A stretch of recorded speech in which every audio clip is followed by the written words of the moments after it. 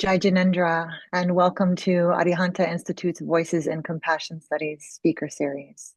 We're delighted to have you here for our presentation today, Forgiveness in the Jain View, the Interplay of Righteousness, Compassion, and Ethical Choice with Professor Venu Mehta.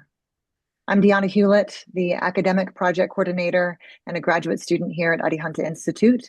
I'll be your co-host for the series, along with Christopher Jane Miller, our Vice President of Academic Affairs at Arihanta. Before I pass it along to Dr. Miller to introduce Dr. Mehta, I'd like to share a couple of logistical details with all of us. So Dr. Mehta's presentation will go for approximately 35 to 40 minutes, and afterwards we'll have time for questions. So the Zoom Q&A feature at the bottom of your screen will be open throughout the presentation. So ask your questions as they arise, and we'll discuss them during the Q&A portion of today's presentation. So we hope that you enjoy Dr. Mehta's talk, and I will now happily pass it on to Chris, and welcome once again. Jai Jinendra, thank you, Deanna, and welcome to the Voices in Compassion Studies Speakers Series. I'm very, very, very pleased today to introduce my colleague at Claremont School of Theology, Professor Venu Mehta, who we're going to be hearing from today. So Professor Mehta is the Assistant Professor of Jainism and Comparative Spiritualities at Claremont School of Theology, and she specializes in Jainism with a primary focus on Jain regional vernacular devotional literature, narratives, and practices.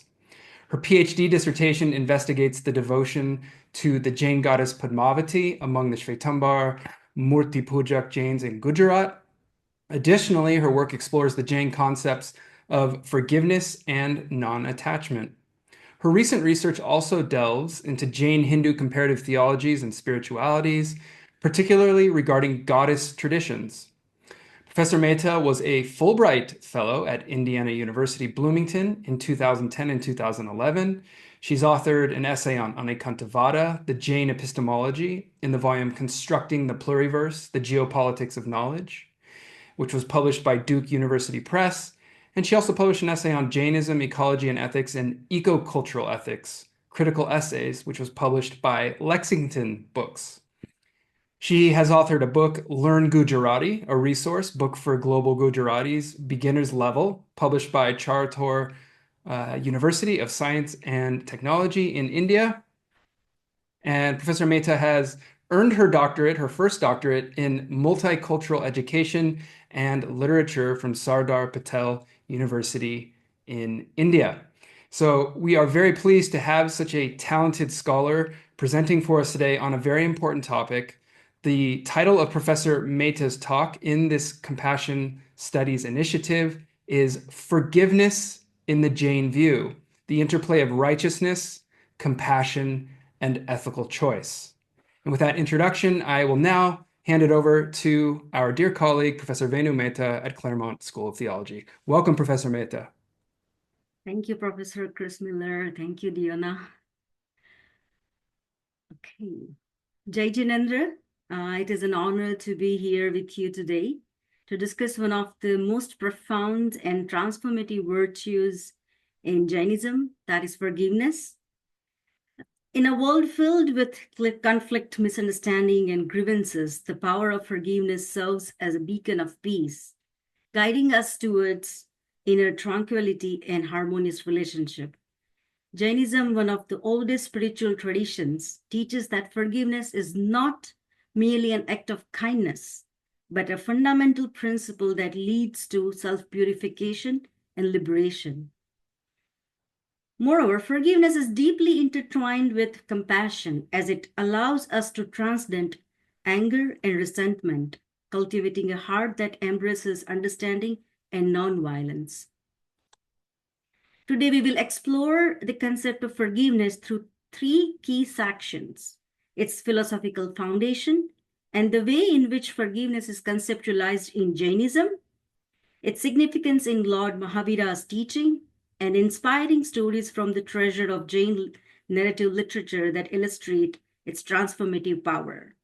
We will begin by examining how forgiveness is embedded within the core principle of Jain Dharma.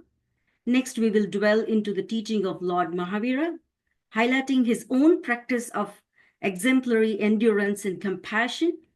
And finally, we will reflect on timeless Jain narratives that illustrate how forgiveness fosters personal transformation and cultivate compassion, even in the midst of complex ethical dilemmas.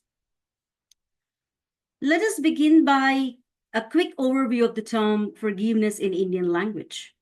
The Sanskrit term kshama signifies patience and endurance and the ability to bear or tolerate.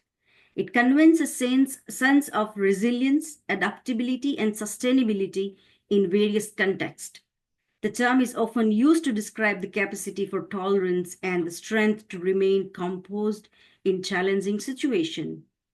And the word kshama signifies a deeper connotation of patience and forbearance. It embodies a compassionate and forgiving nature, reflecting an inner strength that allows one to let go of resentment and embrace equanimity.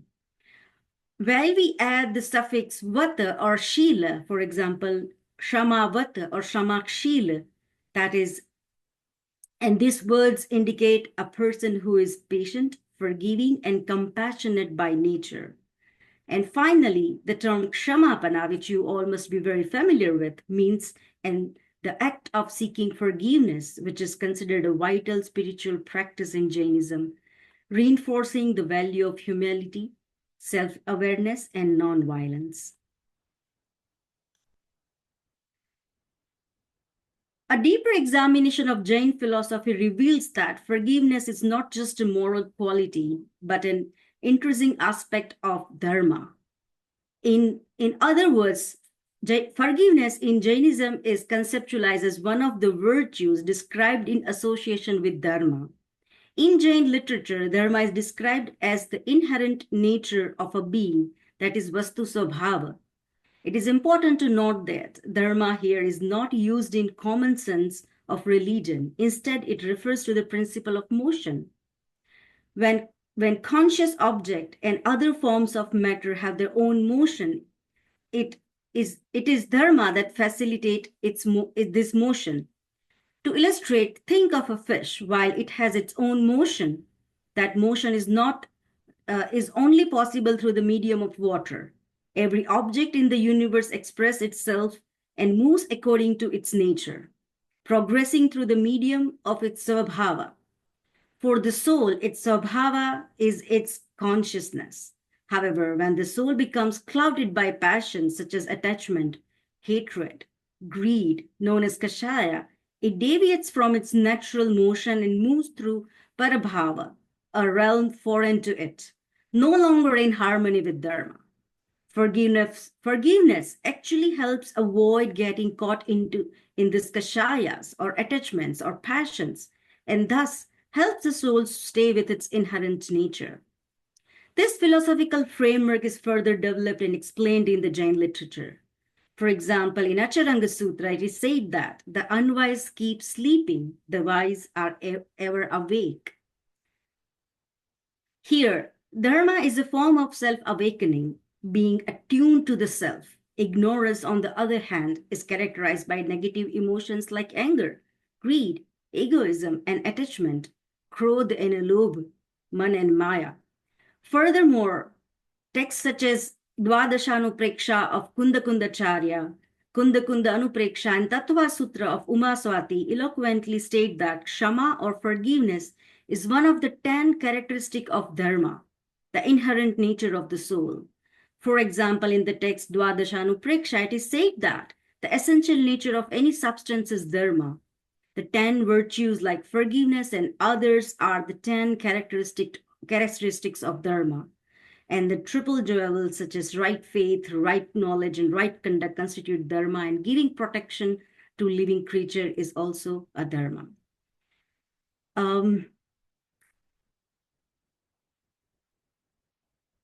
Next is forgiveness is peace. Another important aspect of forgiveness in Jainism is its deep connection with shanti, peace, and compassion.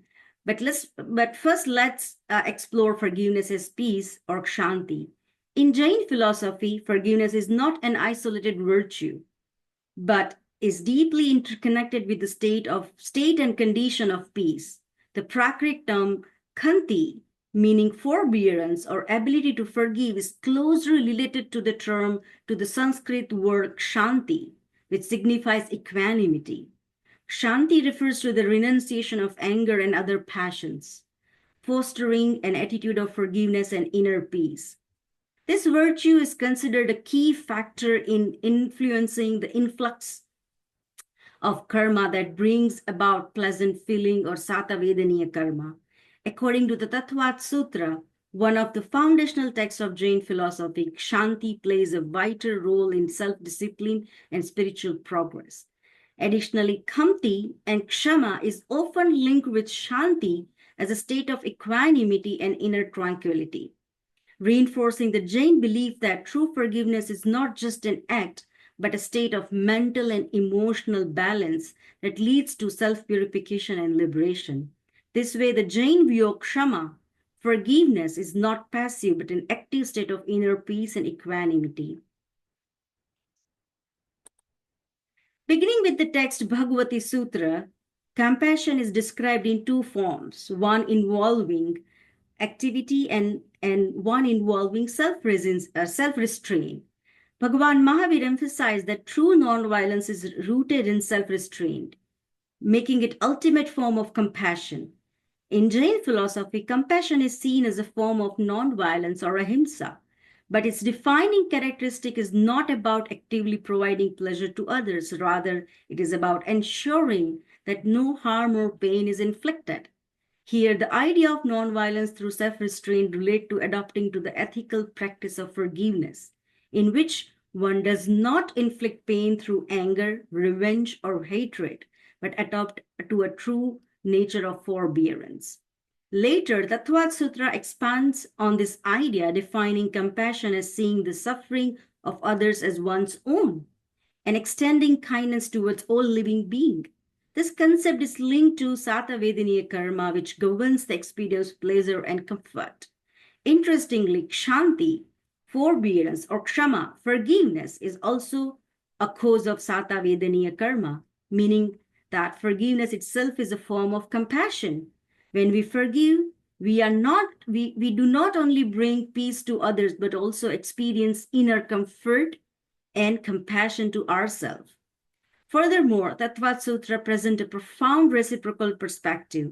When we are cooperative and kind to others, it brings us happiness, while negative behavior results in suffering, asatavedaniya karma. This is not just a theory of karma, but also a guiding principle for ethical and social behavior, promoting harmony and balance in society. By practicing forgiveness and self-restraint, we cultivate not just personal peace, but also contribute to a more compassionate and non-violent world.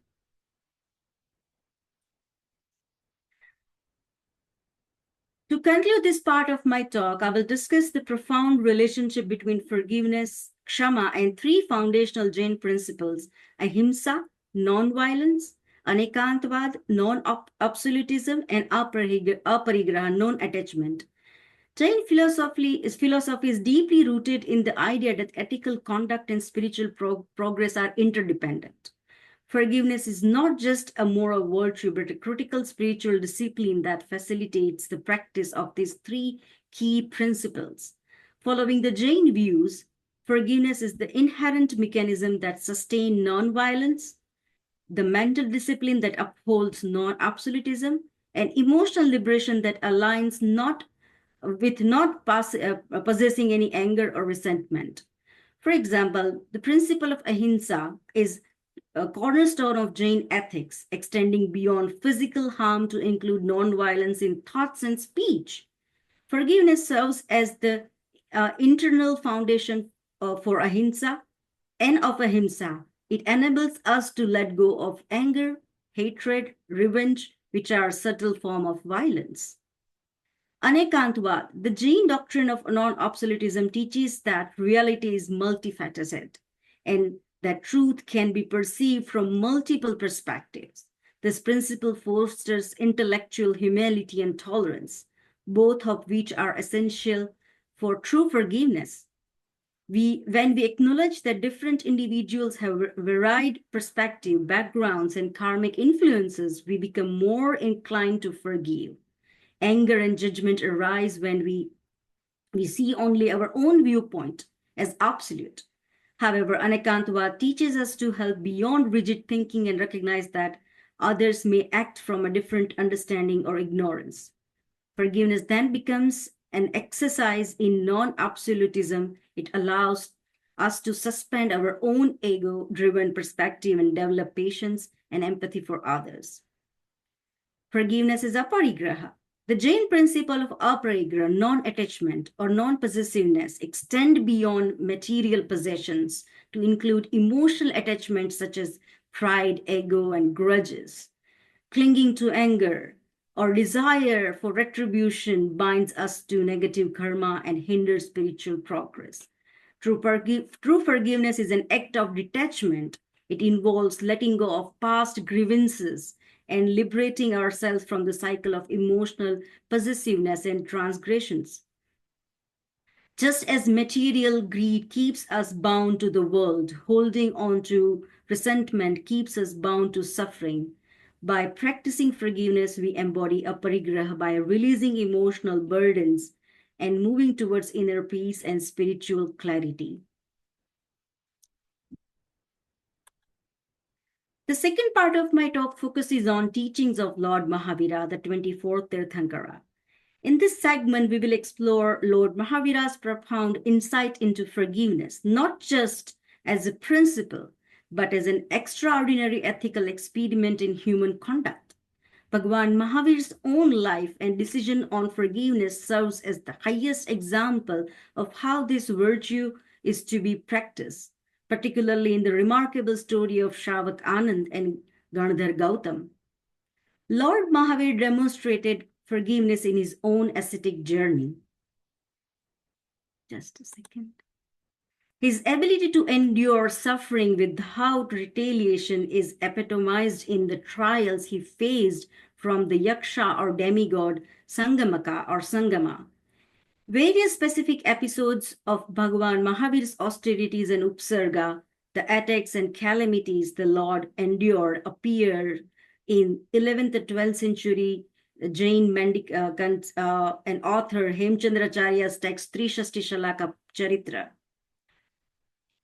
The particular incident of Sangamaka's attack goes this way. In the 11th year of his wandering, Lord Mahavira, the great ascetic, came to the city of Shravasti for Chaturmas, 4 months duration when monks and nuns stay in one place. His spiritual practices became more and more intense. Once he fasted for 3 days and stood in meditation in the Pedala garden in Kayotsar posture. His body, mind, and even respiratory process were steady. There, a yaksha or a demigod named Sangamaka came and gave him severe tortures. In one night itself, he gave Mahavira so many troubles that one trembled to imagine them.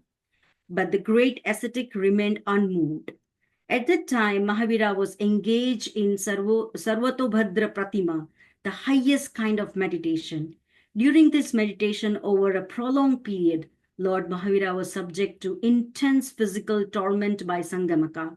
His body was attacked by wild ants, scorpions, snakes, and other creatures. Yet he remained unshaken in his meditation, free from anger and hatred. When Sangamaka, exhausted by his own cruelty, ultimately sought forgiveness, Mahavira's response was one of the boundless compassion. His eyes welled with tears, not from pain, but from the sheer empathy he felt for the ignorance of the tormentor. This episode underscores Bhagwan Mahavira's teaching that forgiveness is not passive endurance, but an active state of compassion, free from ego and a desire for revenge. It is deeply tied to the principle of non-violence, ahimsa, and seen as a means of purifying one's soul from the bondage of karma. Acharya Hemchandra, in the benedictory verses of his Yoga Shastra, beautifully captures Mahavira's embodiment of forgiveness, stating, "Eyes of Lord Mahavira, which are set on the guilty person, have their pupils slightly lowered in pity and are somewhat wet with tears springing from compassion. This vivid imagery reflects the Lord Mahavira's boundless empathy and his unwavering commitment to nonviolence and forgiveness. Similarly, Nyaya Vijay, a Jain mendicant and author from the 20th century, expressed the Lord Vitaragabhavi forgiveness virtues in these words in the text Nyaya Kusumanjali.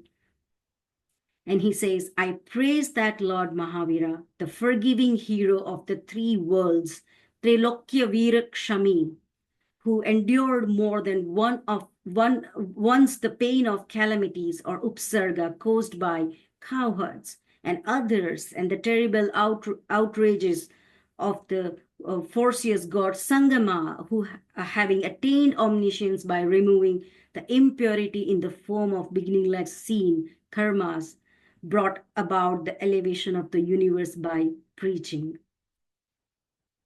Compassion is an integral element of forgiveness, and together they lead to ahimsa. Lord Mahavira's endurance during the attacks and compassionate behavior characterized by absence of anger, anxiety, revenge also teaches us that forgiveness and compassion are also practicing neutrality, that is madhyastha bhavana.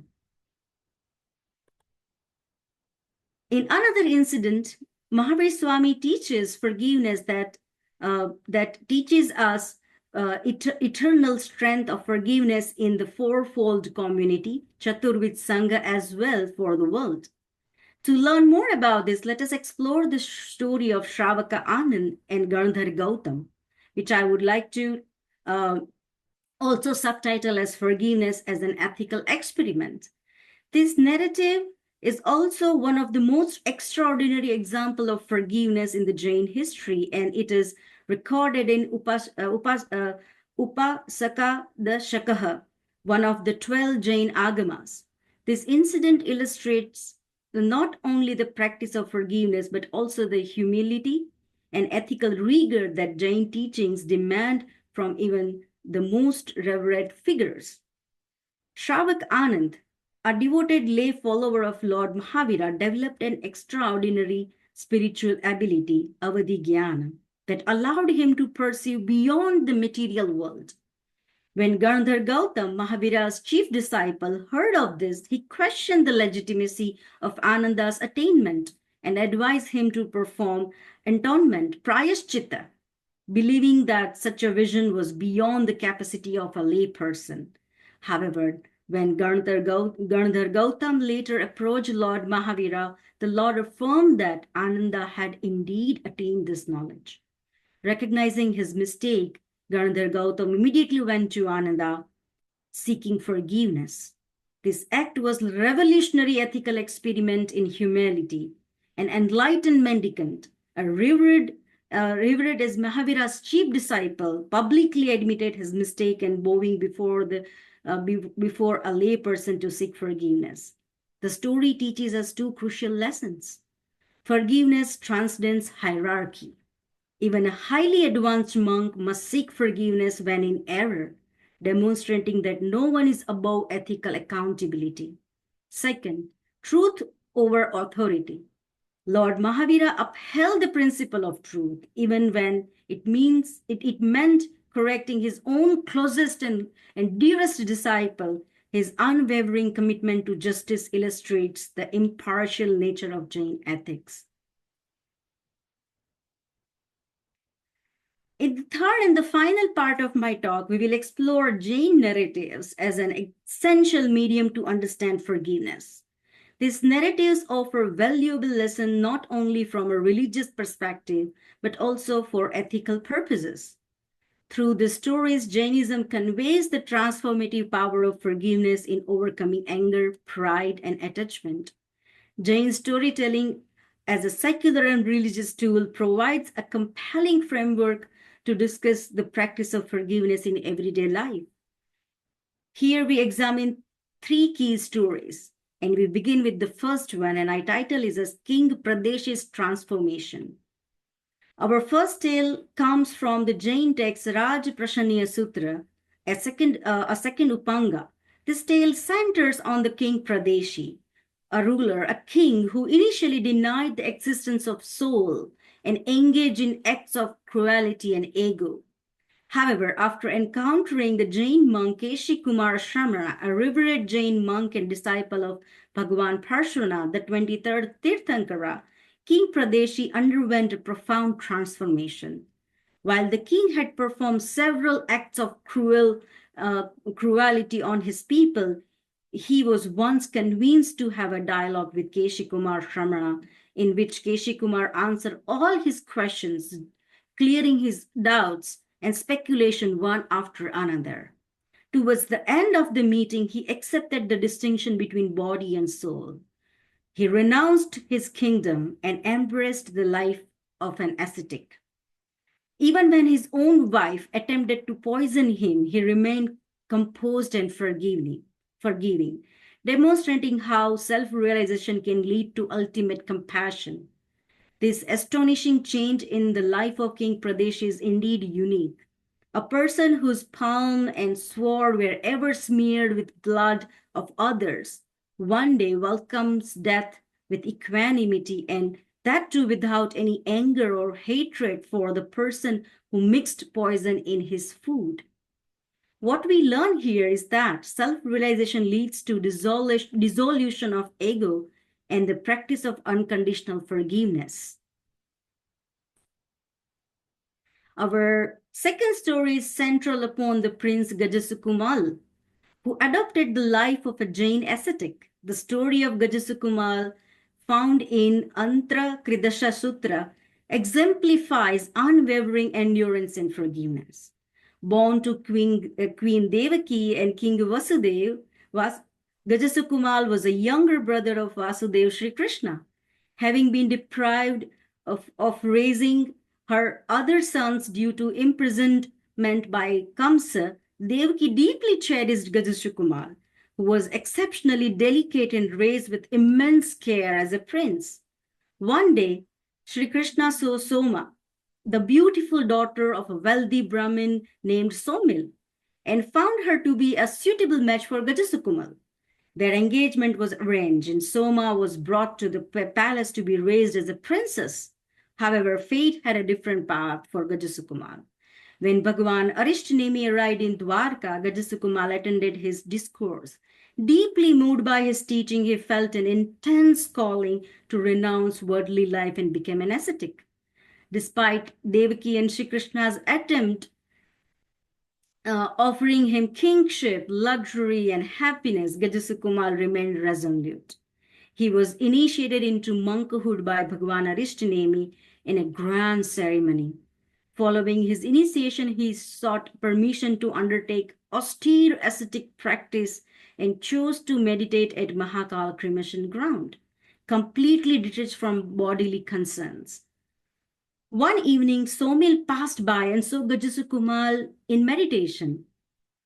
His head shaved, his body frail yet unwavering.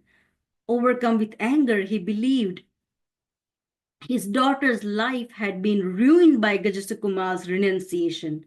Enraged, he took mud, formed a pit on the ascetic's bald head, as you can see in the picture, and filled it with burning coals from a funeral pyre. The searing heat scorched Gajasukumal's head and causing unbearable agony. Yet, in the moment of suffering, Gajasukumal remained composed, enduring the pain with serene equanimity. He harbored no ill will against his tormentor, instead cultivating only compassion and forgiveness. Without reacting or breaking his meditation, he transcended his karmic bonds and attained liberation. What we learn here is that true forgiveness transcends physical suffering and highlights the power of equanimity. From the story of Gajasukumal, what is illustrated is the supremeness of forgiveness. Despite enduring extreme physical torture, including having burning coals placed on his shaved head, this young ascetic remained unmoved, responding only with forgiveness and equanimity. His story is a testament to the Jain ideals of tolerance and conquest of passion. Our third and the last story comes from Vimal Suri's Pomacharya, that dates to approximately 3rd or 5th century CE. It is one of the earliest known Jain retelling of Ramayana. The Pomacharya, the Jain Ramayana, narrates the story of Vali, a Vidyadhara ascetic, and Ravana, the mighty king of Lanka. The story of King Ravana and sage Vali or Muni Vali or Mahamuni Vali in the Jain Pomacharya presents a profound exploration of compassion, anger, and forgiveness within the context of Jain principle of non-violence, particularly stresses upon an ethical balance between punishment, rejection of inaction required for compassion to all life forms and all living beings, and of course, forgiveness. The story goes this way. The battle between Vali and Ravana begins as Vali sets off to the battlefield. However, the violence of the battle soon unsettles Vali. Horrified by the carnage, he reflects on the futility of such violence. In his heart, Vali realizes that his true purpose is not to destroy, but to protect and preserve life. His resolve hardens as he makes his way towards Ravana, the cause of much of the suffering. Upon confronting Ravana, Vali speaks with profound wisdom, emphasizing that no truly wise person would harm even the smallest creatures. Violence, he argues, only leads to disgrace and not honor. These words have a noticeable effect on Ravana, who begins to contemplate the futility of his actions. But before anything can be resolved through dialogue, a fierce battle erupts between the two. Despite Ravana's great strength and magical powers, he is decisively defeated by Vali, who shows no desire to kill him, but instead chooses to humiliate him. After the battle, Vali, now detached from the worldly matters, performs spiritual rituals, including the Parmeshwari Diksha, and passes the kingdom of Kishkinda to his brother Sugriva. Ravana, in his arrogance, sets off for Nityaloka Nagar to marry a beautiful woman, Ratnavali. However, during his journey in Pushpak Vimana, his airship comes to a sudden halt. Enraged, he investigates, only to find that Vali is meditating on the peak of the Ashtapada mountain. His anger flares up once again as he remembers the earlier humiliation. Determined to get revenge, Ravana begins to lift the entire mountain using his magical and miraculous powers. Ravana's actions cause the mountain to tremble and the surrounding environment to fall into chaos. But Vali, sensing the disturbance, remains undisturbed in Ekatva Bhavana. In a moment of spiritual clarity, Vali contemplates the welfare of all beings, trees, animals, birds, and even rocks on the mountain. He realizes that remaining neutral while the destruction of the sacred place and the innocent life is imminent would be wrong. So he intervenes by pressing the mountain down with his single toe, preventing Ravana from causing further harm. Ravana is now trapped and crushed by the mountain, cries out in pain. Hearing his cries, Vali's heart is moved with compassion. Despite his earlier anger and the need to teach Ravana a lesson, Vali lifts his toy, releasing Ravana. His act is not one of revenge, but of teaching a lesson while maintaining compassion. Vali does not let anger consume him. Instead, he forgives Ravana, understanding that true power lies in the capacity of forgiveness. Ravana, humbled and repentant, seeks Vali's forgiveness, acknowledging his arrogance, and recognizing the sage's spiritual greatness, Vali's spiritual greatness. One key learning point on ethical decision-making from this narrative is the balance between justice compassion, and forgiveness in the moment of conflict. Also, it involves acting against harm, intervening to stop destruction, yet ensuring that actions are guided by wisdom and compassion rather than revenge or vengeance. Realizing that inaction can harm nature and infinite living being, true wisdom lies in forgiving and even one's enemy to prevent greater destruction. As we conclude, let us reflect on the profound wisdom of Jain teachings on forgiveness through the philosophical foundation of Kshama, the inspiring example of Lord Mahavira, and the transformative Jain narratives. We see that forgiveness is not merely an act of kindness. It is an essential path to self-purification, non-violence, and compassion. Forgiveness empowers us to rise above anger, pride, and resentment, fostering inner peace and harmony with all living beings. Whether through Mahavira's endurance, Ananda's humility, or Vali's ethical balance, each story and each principle element teach us that true strength lies not in retaliation, but in compassionate action and self-restraint. On this path of compassion and friendliness, let us also seek forgiveness from one another with open hearts.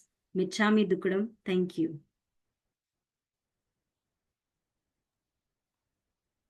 Well, thank you so much, Professor Mehta. That was a aesthetically pleasing presentation and a wonderful spiritually and intellectually uplifting presentation. It was the whole package. And of course, your art that sits behind you there always, that you're always changing up, and your artistic approach to scholarship really showed. So thank you so kindly for that wonderful presentation. We're feeling very inspired. Right before we begin the Q&A, I want to invite our audience members to type questions into the Q&A box at the bottom of the Zoom screen.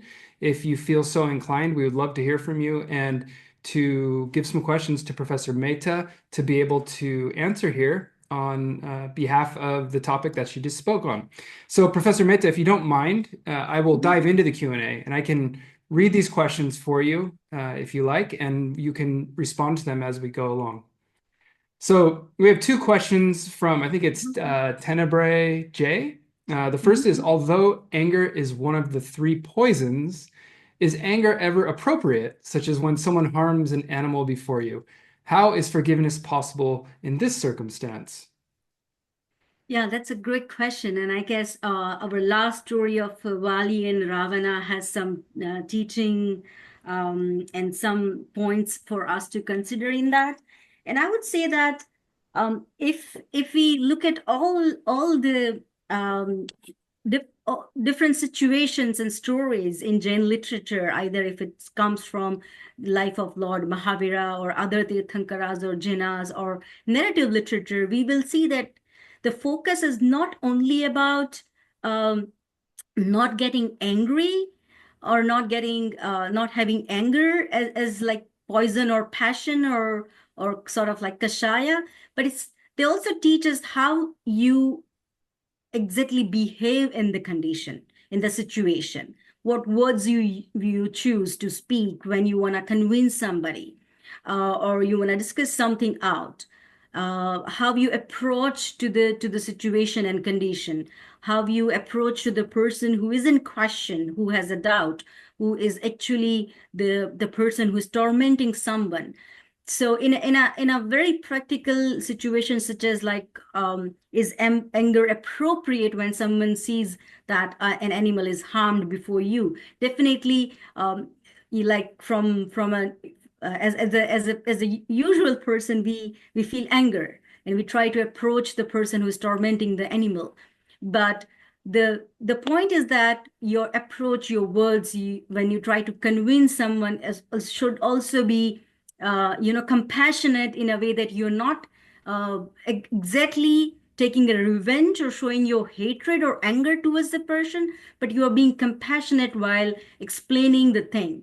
For example, when Mahavir Swami's eyes are wet in tears, that's a compassionate way of communication with his or tormentor, the Yaksha Sangama who was causing pain. He was communicating with him, of course, not through words, but through his compassionate eyes.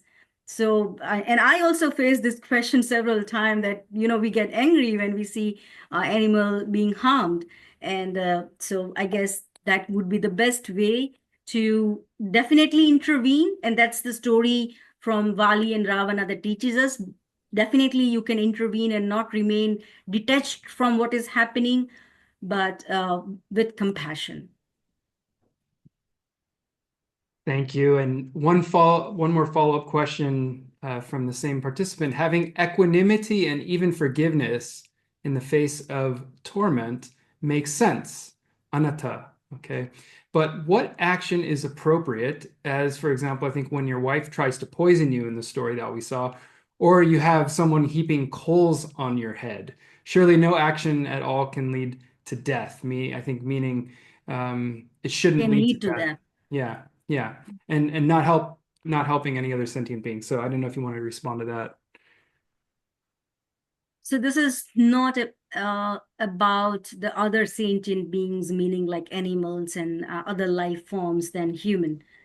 So the story is about when you are in interpersonal communication and relationship with someone, and someone is causing harm to you in the form of tormentation as a result of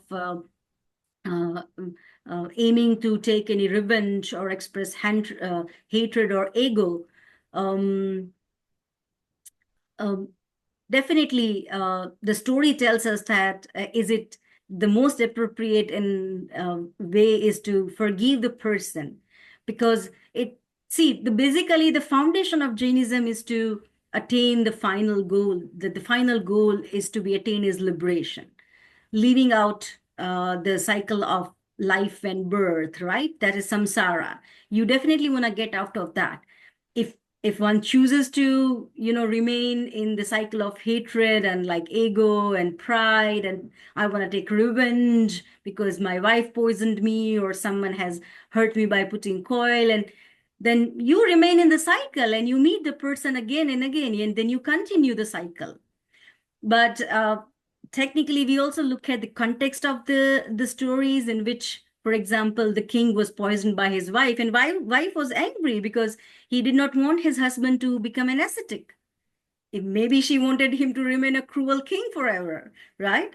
But the king has realized that, look, the body and soul and how it works in the world and how one should live in. So why not forgive and move on in a way that you don't have to come back to interact in a harmful way with the person you are right now interacting. So that is the story. Definitely, it is a very kind of hard act to forgive the person who is really giving you a physical tormentation or an emotional torture. But once you forgive, you just get out of this the cycle of like somebody's committing a crime and you're punishing, and then you're committing a crime and someone punishing. So I guess that's the logic there, which is definitely supported by the philosophical foundations. Because look, forgiveness, according to me and what I have learned throughout, and I'm thankful to Dr. Chris Miller and Praveen Ji and Arihanta Institute for giving me this opportunity to work on forgiveness, because I thought that like this is the most treasured thing of Jain tradition, and we haven't yet looked at it so much. And I have realized that forgiveness is not an isolated virtue, practice, or emotion. When you think about forgiveness, you think about several other things. You think about that there are sentient beings, there is something called ahimsa, that is something called Anekāntavāda, there is something called aparigraha, and several other things, kashaya. What not from Jainism you think about when you think of forgiveness? And once you know everything out there of Jainism, then you are automatically and naturally inclined to seek and give forgiveness. Wonderful. Thank you so much for that robust answer. And I was thinking the same thing as you were presenting along, that the reason to forgive that underlies all of this is really that Jain philosophical approach to karma theory and all the other things that you just mentioned. And so I think it's important for audience members to hear that from you. And I think that it makes it even more relevant within the Jain tradition why one would endure such kind of suffering. So beautiful explanation. Chaitanya, one of our graduate students, has a question here for you, Professor Mehta. Excellent lecture and easy to understand. In Jainism, he writes, forgiveness is connected to self-restraint and compassion.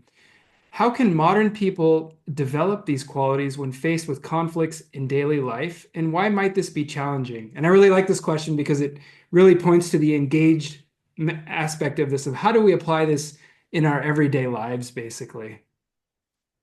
Oh, God. So I guess, see, and Dr. Rajamani Chaitanya, right?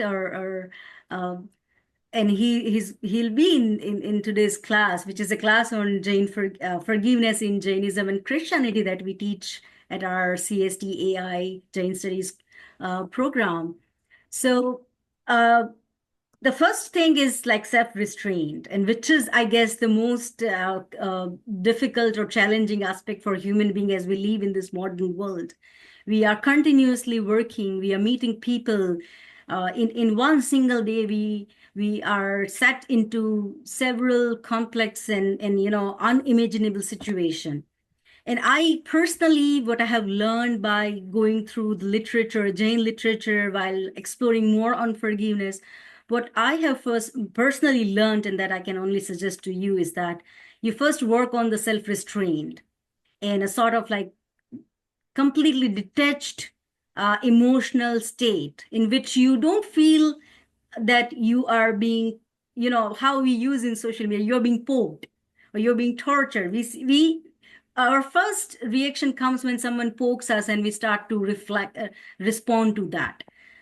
Once you cultivate that habit, and how it is called in Jainism, conduct, then gradually it will become a part of your day-to-day behavior, that you're not ignoring, but you're not being affected by that. And once you start self-restraint in the sense that you are not responding to anything that affects you, in a negative way, then you will definitely feel compassionate about everything. Sometimes even compassionate people get angry, right? Because they are not detached from the impact or the effect being caused to the person. So, and I guess that would be the best way. Yeah, that's a very nice answer to what is really a difficult question that I'm sure we all face every day of our lives, either big or small. And so in our human fragility, right? How do we forgive? And I really think that the Jain approach here shows us a very particularly powerful way, and it's a high calling. And I see in the next question that we have here from Agni Hogabum, who's another one of our wonderful graduate students, they are asking something along the same lines. Okay, and this question kind of came up for me as well. So Agni writes, Professor Mehta, thank you so much for this instructive and moving presentation. I especially appreciated the story of Vali and the compassion Vali felt for his enemy and the sensitivity to knowing when to relent.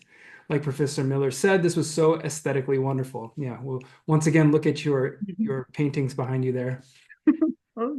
I appreciated there, and there's a Tirthankara even there looking over. Yeah, so this is Rishabhadeva, what you see in the purple, and this side is Buddha. Oh yeah, so now I see Buddha there as well. So this is a great comparative aesthetic here behind you. So appropriate for the questions that have come up. So here's Agni's question. I appreciated how there were several stories about forgiveness during an ordeal, and Agni really emphasizes during an ordeal.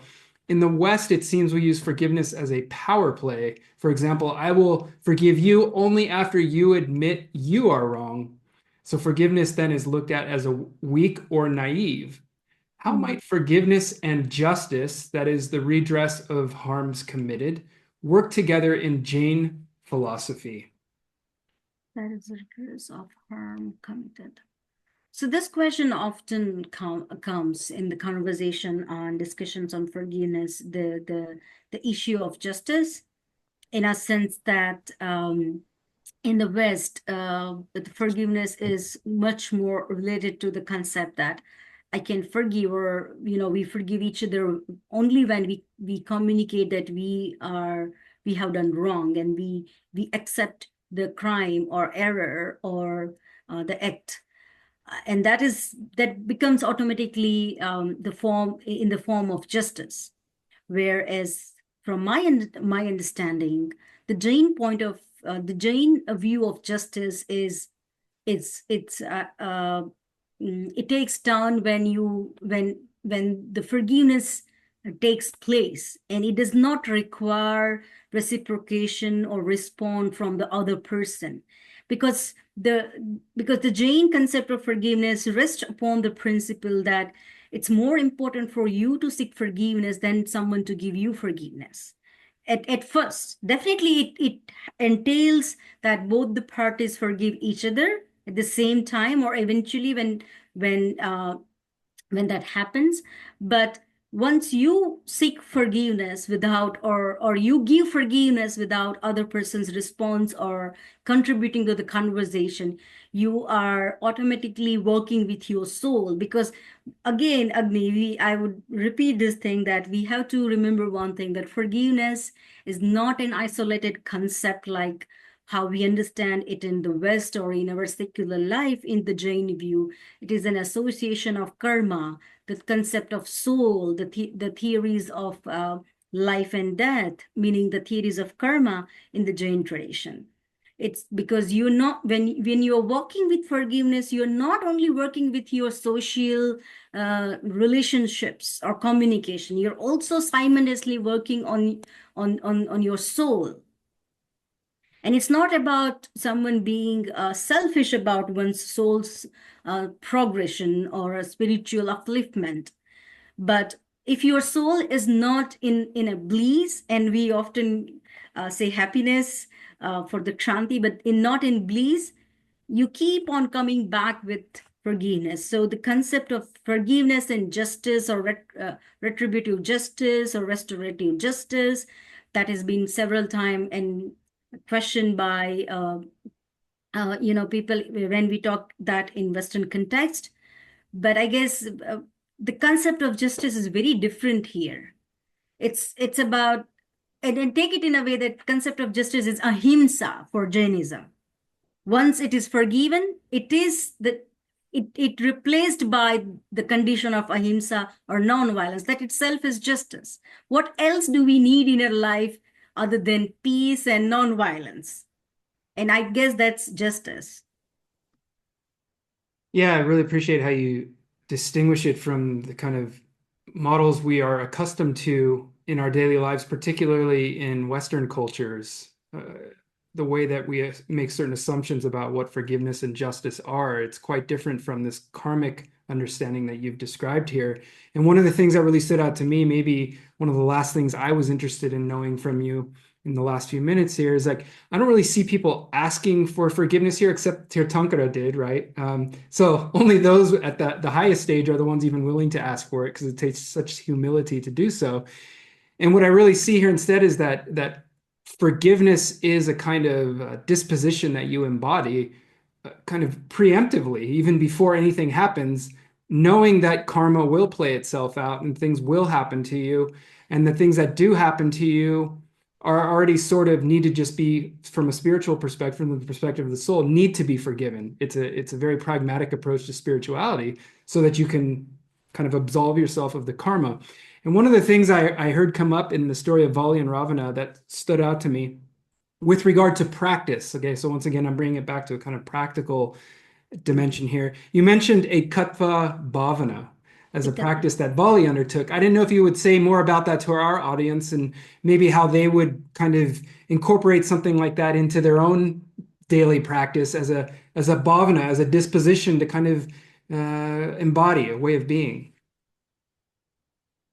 Yes, sure. So whenever we look at the stories and narrative related to Jinas or Tirthankara's endurance or situation kind of situation that in which they are being attacked by, like upsargas, and we have examples of Mahavir enduring so many upsargas, and then Jina Parshva enduring the best of the upsargas, like the worst of, like not the best, but the worst of the.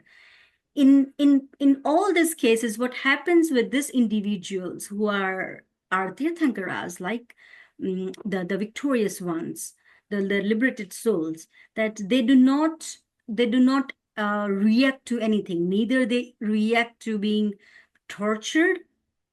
And in the case of Lord Parshvanath, he's not even reacting to being protected by his yakshas and yakshis during the attack. They remain neutral. So neutrality is also a part of forgiveness. If you don't do anything, if you don't even say bichami dukram, or even you don't really speak out the words, but you remain neutral, is also forgiveness. And that I think I included in somewhere in my talk. But with the story of Vali, which is very different, and that's why I really liked it, because it talks about the very practical situation, and it is an ethical dilemma. So what happens with Vali is that he's seeing that, okay, what Ravana is doing is he's pushing the mountain, and because of that, the nature, the environment on the mountain, the life forms on the mountain are being hurt and harmed. Of course, the trees fell down, and the rocks, and so many things. So if I kind of like really, so Vali decided that, like, let me change the situation, and let me punish him for because he's doing this harm to others. And so so now it's between choosing the punishment between punishing Ravana to save something. For first, what he felt that, whatever, I don't want to get into this. I am detached. Ekatva bhavana, meaning I am detached from what is happening outside. I am with my own self, committing my own meditation, and busy with that. Let Ravana do whatever he wants to do. Ultimately, something will happen. But said, no, I don't want to go that way. Let me teach a lesson to Ravana so that he stops harming others. But then he also sees Ravana's crying. So he's equally compassionate in both the sides. So he is, so the elaborative explanation was that, and I didn't include that part, is that once it is being realized and the crime is neutralized, the forgiveness replaces any negative emotions around the people and situation. That was actually even the more nuanced explanation of the story. But then, not to make things more complicated, I did not include that part about the neutrality of crime and punishment. But sometimes even Lord Mahavira was not in Ekatva Bhavana when Gandhar Gautam comes and asks whether Shravak Anand really had attained. He intervened in a way. He replied that no, look, he attained, and he's speaking truth, and you must admit to the truth. So at times, but whenever it comes to Jina's own personal suffering, they are not responding for sure. Well, I really want to thank you, because, we study so much Jain philosophy, and it's wonderful. And there's nothing like these narratives to kind of fill in the colors of this tradition, to show us the way that these principles have been placed into everyday life and how they can inspire us to be placed in everyday life. So I really appreciate that about your work, Professor Mehta. And I do thank you for coming on the Voices in Compassion Studies speaker series with us. Did you have any final words before we depart? No, I really want to thank you, Diona, and everybody, the entire Arihanta Institute team. And it's my home. It's my second home, right? I always say that, and it is like that. So it's always I'm always happy to come back home and talk to people. And again, I'm thankful to Professor Miller and everybody for giving me this opportunity to work on forgiveness. I had I really enjoyed working with the Jain literature and material to seek out more on forgiveness. If Professor Miller, if you look at Jain literature, there is nothing directly anything about forgiveness. You have to dig out. You have to get into that. And so I am personally thankful to you and the AI team for giving me this opportunity. And it's really lovely to start working on the concept of forgiveness in our day-to-day life. That's my final word that way.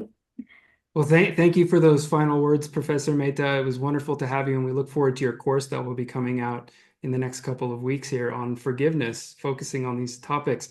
And with that being said, I'm going to hand it over to my colleague, Diana Hulit, to make some final closing announcements as we depart here. Thank you.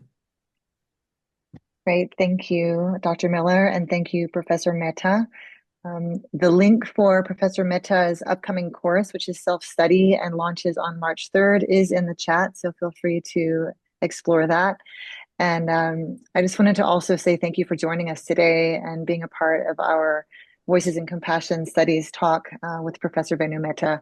Really had a sense of being in each other's company is also part of the practice, and that really fortifies that experience of seeing compassion and forgiveness as a way of being, as Chris said, and not only through individual acts, that way of being in the world with forgiveness and compassion informs our individual acts throughout our days. So we look forward to seeing you for our next presentation, which is next month, and it's titled Hearts Beating to the Pulse of Love, the Threefold Rhythm of Restorative Compassion with Professor Frank Rogers. And I will put that information in the chat. And that's on March 18th at 9 a.m. Registration is now open. And also, please save the date for our Compassion in Action Earth Day Conference, which is on April 19th and 20th. We have an outstanding lineup of presenters, including Professor Mehta, including Arihanta CEO Parveen Jain, and also Dr. Sailesh Rao, who is of Climate Healers. So please sign up for our newsletter on our website, or also follow us on social media for any updates, which are coming very soon. All of our very best to you, as always. May we continue to navigate the path with compassion and forgiveness, engaging practice as we move through our respective lives. Until next time, Jai Jinendra. Jai Jinendra, and I want to say one final thank you to the Uberoi Foundation for making the speaker series possible. I forgot to mention that at the beginning. Jai Jinendra, everyone. We will see you at the next event.